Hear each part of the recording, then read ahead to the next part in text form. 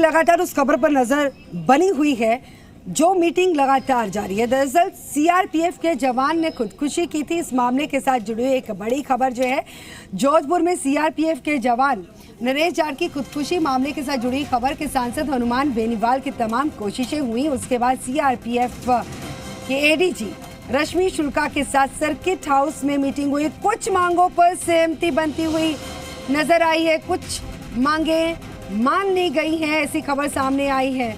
ये बता दें कि अब पुलिस कमिश्नर और बेनीवाल के बीच में वार्ता का दौर चल रहा है। जोधपुर से ये खबर है। सीआरपीएफ के जवान नरेश जाट सुसाइड केस के साथ जुड़ी इस वक्त की बड़ी खबर। कुछ मांगे मान ली गई हैं। अब पुलिस कमिश्नर की मुलाकात जो है हनुमान बेनीवाल के साथ इस वक्त चल रही है। वार्ता का दौर जारी है। क्या कुछ बातचीत हो रही है, इस बारे में जानकारी लेने की कोशिश करेंगे। भवानी हमारे साथ हमारे सहयोगी जुड़ चुके हैं। भवानी, आप लगातार इस खबर के साथ जुड़े हुए, लगातार अपडेट आपके जरिए हम अपने दर्शकों तक पहुंचा रही हैं। अभी की अपडेट क्या है? और वो यदि इसकी कोई डिप्लॉयमेंट आपने देखिए, जो सीआरपीएफ जवान नरेश जाट ने आत्महत्या की थी और उस पूरे घटनाक्रम को लेकर के आज चौथा दिन है। चौथे दिन भी जो शव है वो एमजीएच मोर्चरी में है।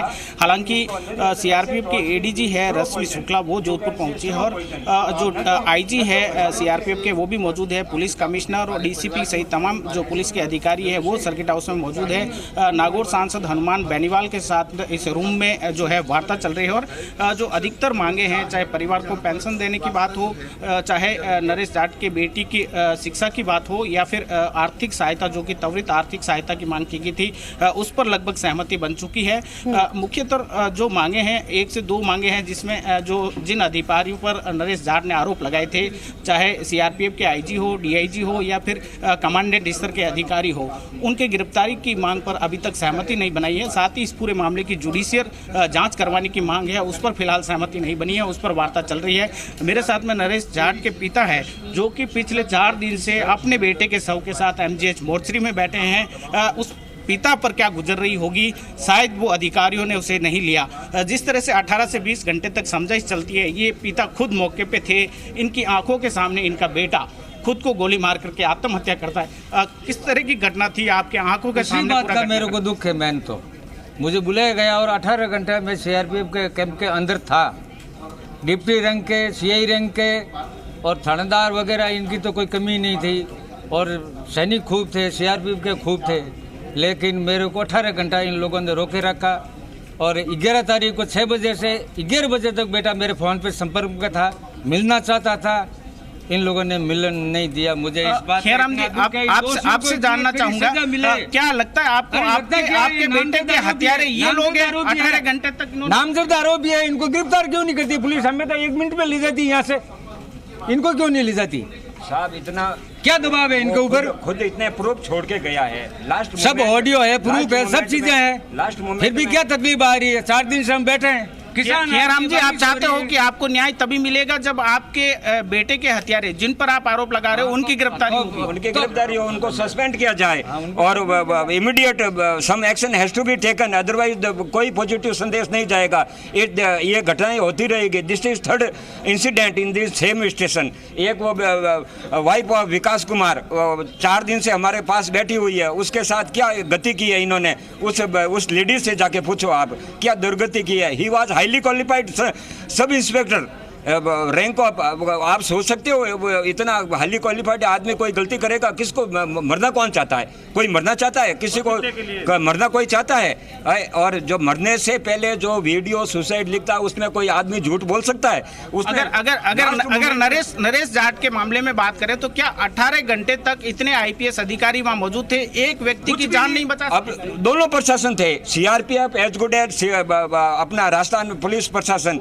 एक देवर वेटिंग, इंतजार कर रहे हैं कि ये कब गोली खा के मरे।